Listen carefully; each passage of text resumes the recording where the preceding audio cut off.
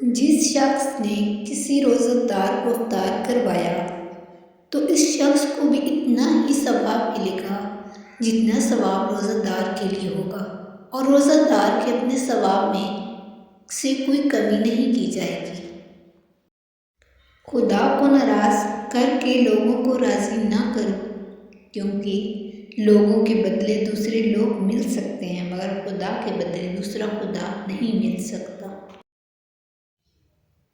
حضرت انس فرماتے ہیں کہ رسول کریم صلی اللہ علیہ وآلہ وسلم سے پوچھا گیا کہ کون سا صدقہ افضل ہے؟ آپ نے ارشاد فرمایا، رمضان میں صدقہ کرنا سب سے افضل ہے۔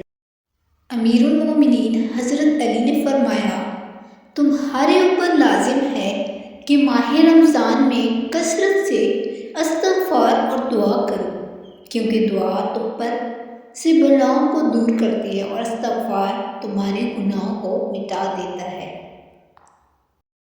آپ صلی اللہ علیہ وآلہ وسلم نے فرمایا، جب کوئی روزے کی حالت میں بھول گیا اور کچھ کھا پی لیا تو اسے چاہیے کہ اپنا روزہ پورا کرے، کیونکہ اس کو اللہ تعالیٰ نے کھلایا اور پلایا ہے۔